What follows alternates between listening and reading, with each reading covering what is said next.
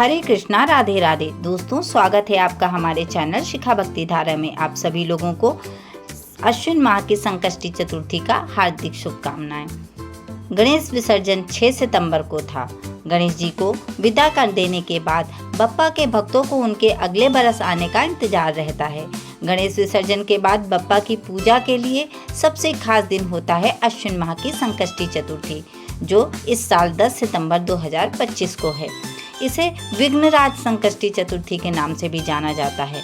गणेश उत्सव के बाद विघ्नराज संकष्टी क्यों खास मानी जाती है, तो आइए जानते हैं विघ्नराज संकष्टी चतुर्थी की तिथि, शुभ मुहूर्त पूजा का, और जानेंगे महत्व व पूजा विधि के बारे में, और जो शुभ संयोग बन रहे हैं उनके बारे में भी आपको जानकारी देंगे। तो चलिए शुरू करते हैं।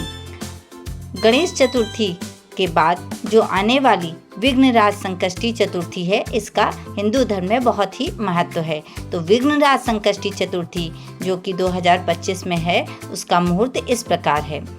अश्विन माह के कृष्ण पक्ष की चतुर्दशी तिथि का प्रारंभ 10 सितंबर 2025 को दोपहर 3:37 से शुरू होगा। 11 सितंबर 2025 को दोपहर 12:45 पर समापन होगा।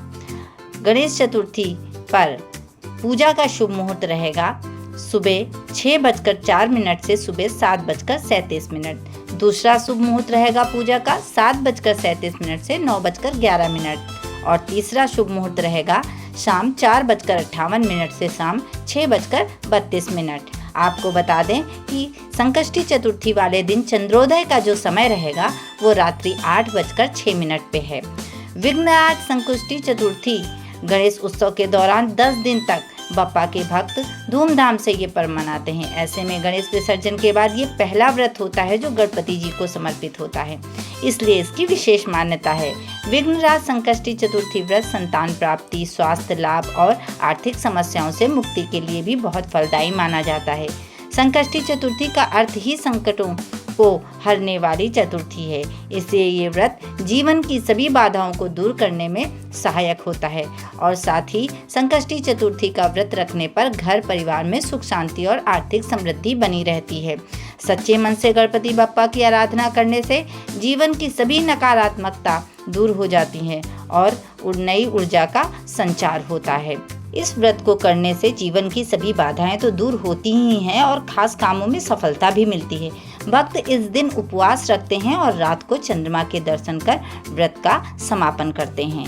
तो इस संकष्टी चतुर्थी में जो शुभ योग बन रहे हैं वो इस तरह हैं। इस बार संकष्टी चतुर्थी और भी खास होने वाली है, क्योंकि इस दिन कई शुभ योग एक साथ ही बन रहे हैं। इस दिन वृद्धि योग, ध्रुव योग और शिववास योग का संयोग रहने वाला है। इन योगों में गणेश जी की पूजा करने से मनचाहा वरदान मिलता है और साधक की सभी मनोकामनाएं पूरी होती हैं। आइए अब जानते हैं कि संकष्टी चतुर्थी पर आप किस प्रकार भगवान श्री गणेश की स्थापना और पूजा कर सकते हैं। तो सबसे पहले प्रातःकाल सुबह स्नान करके शुद्ध होकर अपने पूरे घर में गंगा जल छिड़कें और उसके बाद पूजा स्थान पर बैठकर संकष्टी चतुर्थी के व्रत का संकल्प लें।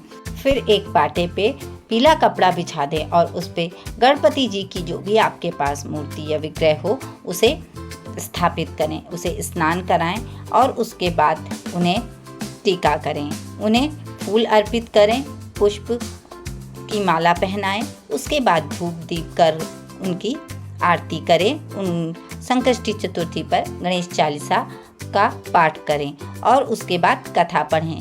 कथा पढ़ने के बाद उन्हें भोग लगाएं। भोग लगाने के बाद आरती करें। इस प्रकार से आप उनकी पूजा उपासना कर उनका आशीर्वाद प्राप्त कर सकते हैं। आज के दिन संकष्टी चतुर्थी पर कथा का बहुत ही विशेष महत्व होता है, इसलिए उसे अवश्य पढ़ें।